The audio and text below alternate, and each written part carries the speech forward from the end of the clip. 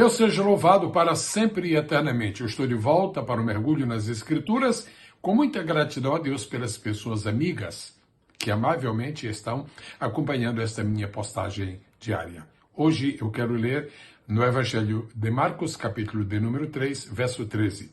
E subiu ao monte, e chamou para si os que ele quis, e vieram a ele. Que lindo, que informação extraordinária, sublime e edificante. Jesus subiu, Jesus chamou.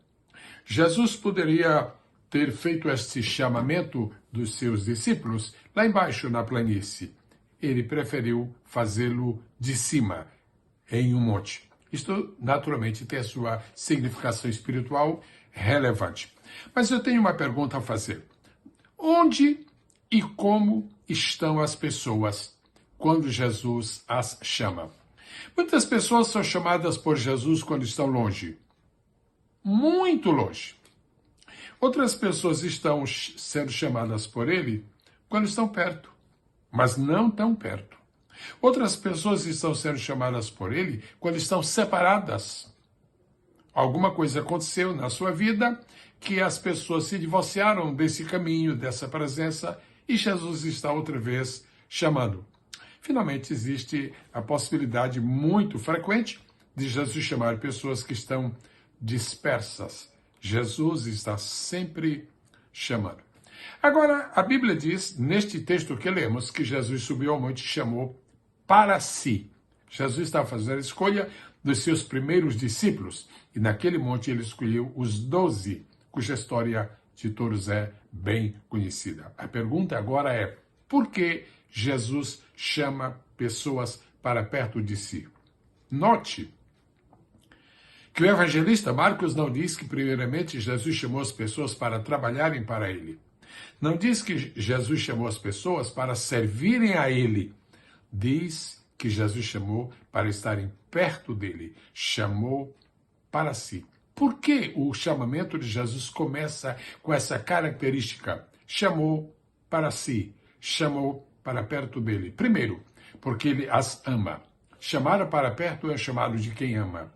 Chamar para perto é um chamado de quem deseja expressar alguma manifestação de simpatia. Chamar para perto é a palavra de alguém que reconhece, eventualmente, as necessidades que o outro tem e chama para perto de si para suprir essa necessidade. Para que Jesus chama as pessoas para perto dele? Jesus chama as pessoas para perto de si para alterar o curso de sua vida. Longe de Jesus, não há esperança. Longe de Jesus, não há perdão. Longe de Jesus, não existe perspectiva de vida. Longe de Jesus, não existe a rota do sucesso. Jesus chama para perto dele, para perto de si, como diz a Escritura, para mudar o curso da sua vida. E assim, ele transforma Simão em Pedro, ele dá a João e a Tiago e a André não apenas o status de discípulos, mas os educa, os instrui, os prepara e mais tarde eles são, juntamente com os outros, são chamados de apóstolos. Jesus chama as pessoas para perto de si, porque tem uma grande missão a cumprir na vida daquelas pessoas. Jesus chama as pessoas para perto de si, porque tem uma linda oportunidade a oferecer às pessoas. Se elas aproveitam, nunca mais serão as mesmas. Para que Jesus chama as pessoas quando ele as chama para perto de si?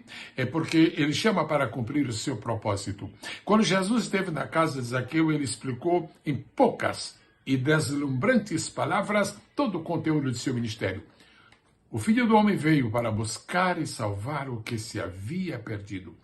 Jesus chama as pessoas para perto de si, porque sabe ele que elas estão perdidas, porque ele sabe que elas estão sem rumo, porque ele sabe que elas estão desorientadas, porque ele sabe que elas precisam de um Salvador, elas precisam de ajuda, elas precisam de pão espiritual, elas precisam de descedentar sua sede também espiritual. Então Jesus chama as pessoas para perto de si, para suprir suas necessidades. Jesus chama as pessoas para perto de si, porque tem um propósito para elas. Meus irmãos, meus amigos, cada pessoa que é chamada por Jesus é chamada para que atenda à oportunidade de cumprir na sua vida o propósito de Deus. Deus tem um propósito para a tua vida. Tu não estás à toa neste mundo. Tu não nasceste por acaso. Mas ainda mais que isto, tu não estás na igreja por uma circunstância qualquer. Tu foste chamado ou chamada para fazer parte do rebanho de Cristo, porque Jesus sabe que pode contar contigo. É por isso que ele quer te equipar, é por isso que ele quer te fortalecer, é por isso que ele quer te conduzir, é por isso que ele quer te dar sabedoria, é por isso que ele quer te encher do seu espírito, é por isso que ele quer. Jesus subiu ao monte e chamou as pessoas, chamou os 12 para perto de si. Eu, antes de concluir esta mensagem, desejo responder a mais uma pergunta. Qual é o propósito de Jesus para com as pessoas que ele chama? Não vou desdobrar a resposta, mas vou lhes dar para que fique bem claro de uma maneira transparente e que seja edificante para nossas vidas. Para que propósito? Número 1, ele nos chama para nós nos tornarmos seus seguidores. Imagine o privilégio de seguir a Jesus, seguir o Rei, seguir o Senhor, seguir a segunda pessoa da Santíssima Trindade, seguir o Evangelho, seguir a palavra, seguir o Espírito. Ah, que lindo! Primeiro propósito de Jesus, ao nos chamar para perto de si, é que nós sejamos seus seguidores. Em segundo lugar, para que sejamos seus discípulos. Não apenas caminhar atrás dele, mas estar de frente para ele, escutando o que ele fala, escutando o que ele diz, escutando o que ele ensina, escutando o que ele assegura, escutando o que ele esclarece. Oh, maravilha das maravilhas! Para que propósito Jesus nos chama? Quando ele nos chama para perto de si, depois de havermos cumprido o propósito de sermos seus seguidores, depois de havermos cumprido o propósito de sermos seus discípulos, agora nós naturalmente seremos seus enviados. Enviados. Então ouça, Jesus chama para seguir, Jesus chama para ensinar, Jesus chama para enviar. Foi por isso que ele começou seu ministério dizendo, vinde, depois ele disse, ficai, depois ele disse, ide. Vinde para seguir-me. Segui-me para aprenderdes. Aprendei para saberdes. E sabendo, eu vos enviarei às nações, aos povos, finalmente, a toda a criatura deste mundo. Que lindo privilégio. Que coisa preciosíssima que Deus está nos fazendo sempre recordar.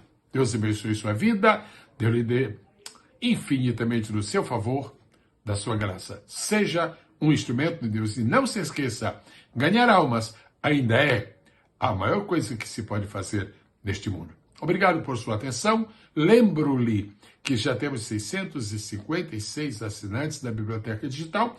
Você pode ser o próximo. Você pode ser o de número 657.